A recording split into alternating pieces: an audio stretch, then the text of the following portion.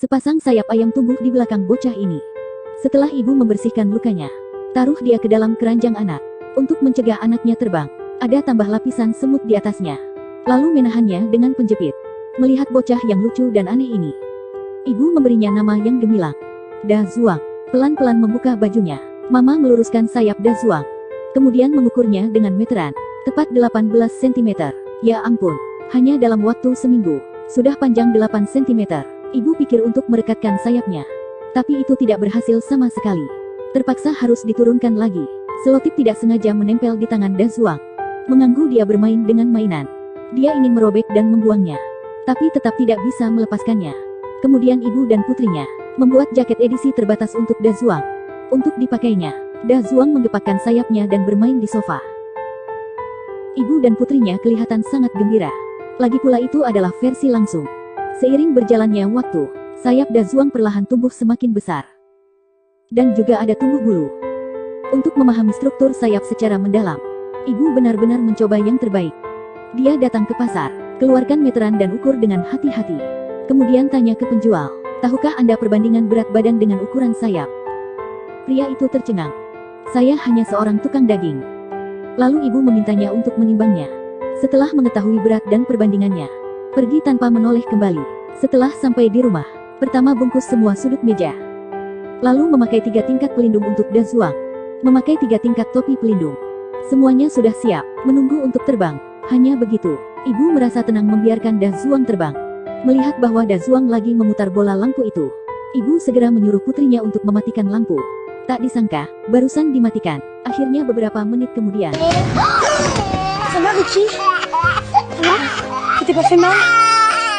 Untung ada pelindungan dari 3 tingkat itu. Da Zuang hanya kehilangan sehelai rambut di sayapnya. Ibu segera memberikan obat kepadanya. Hari itu, ketika ibu membawa Da Zuang untuk belanja di supermarket, karena tidak memperhatikannya, ya ampun, Da Zuang terbang di supermarket. Bayi itu terbang sana-sini di supermarket. Ini pun mengejutkan orang-orang yang berada di samping buah melon. Semua berdiri di tempat untuk merekamnya. Yang paling berlebihan itu adalah seorang pak tua. Bagaimana menjual main anak-anak itu? Tak lama kemudian, sekelompok petugas keamanan bergegas ke tempat kejadian. Satu persatu mulai menangkap Da Zuang. Tak disangka, sayap Da Zuang lumayan kuat. Sudah terbang setengah jam juga belum turun. Tiba-tiba ibunya berpikir, dia akan turun jika lampu dimatikan. Kemudian lampu satu persatu dimatikan. Da Zuang mengejar satu persatu. Akhirnya, target Da Zuang pindah ke counter sini. Petugas keamanan tidak panik dan sibuk. Dengan gerakan kilat telah berhasil menangkap Da Zuang. Semua orang mengelilinginya. Kemudian Da Zuang diantar ke rumah sakit. Ibunya sangat khawatir akan berpisah dengan anaknya karena itu. Seperti yang ditakutkan, dokter ingin menggunakan kesehatan Da Zuang sebagai alasan. Menyuruh Da Zuang untuk tinggal di rumah sakit. Ibunya berkata, kalian ingin mempelajarinya kan? Lalu mengendong Da Zuang untuk pergi dari situ. Tak disangka, pintu gerbang sudah dikelilingi dan diblokir oleh para reporter. Untung ada dokter yang membantunya.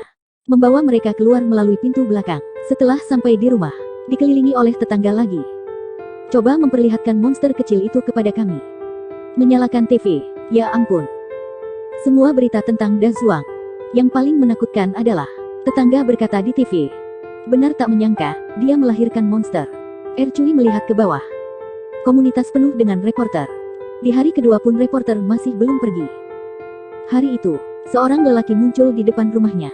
Orang itu adalah ayah Da Zuang. Ternyata, Xiao Mei dan Xiao Shuai semua bekerja di pabrik kimia. Mereka jatuh cinta pada pandangan pertama. Cinta bertumbuh dengan cepat, tapi setelah Da Zuang dilahirkan, sikap Xiao Shuai berubah secara bertahap. Lalu meninggalkan Ercui dengan diam-diam. Sekarang kembali lagi. Tidak perlu dipikir. Pasti telah melihat berita. Melihat ayahnya datang, Da Zuang sangat gembira. Berkibar sayapnya untuk terbang. Melihat anaknya yang bisa terbang, Xiao Shuai bukan main gembiranya. Karena rumah yang kecil, anak itu tidak sengaja mengenai sayapnya lagi. Setelah dokter memberikan obat pada Da Zuang, mengeluarkan X-ray dan berkata, sayap terhubung ke bahunya. Jika menjalani operasi, sangat berbahaya.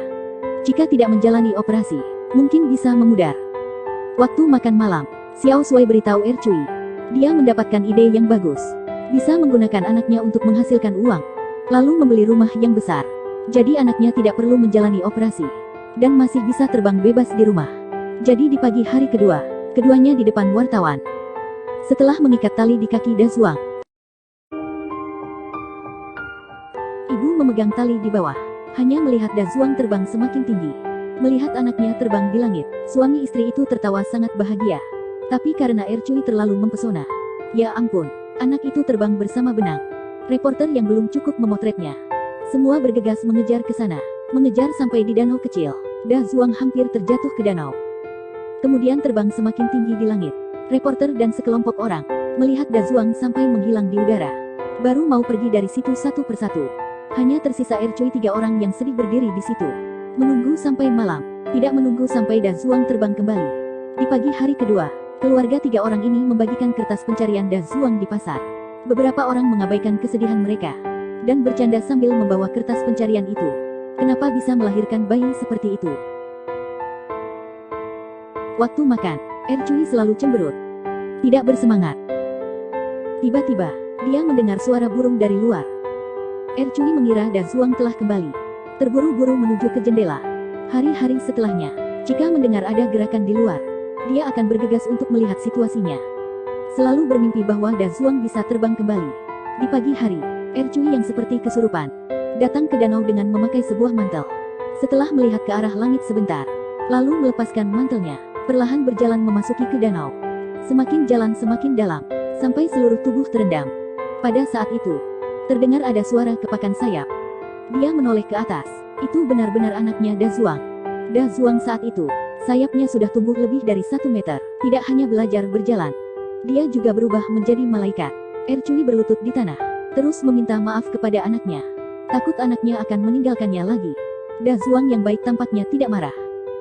Tertawa sangat bahagia. Tapi akhir cerita, Da Zuang tetap saja meninggalkan ibunya. Terbang ke langit yang luas dan bebas. Lagi pula, malaikat bukan milik dunia. Anak hanyalah sekedar lewat dalam hidup kita. Pada akhirnya, mereka juga akan meninggalkan orang tuanya, terbang jauh yang tinggi. Karena kamu tidak bisa melindunginya selama hidup. Mending kita membiarkan dia pergi. Ini bukanlah hal yang buruk.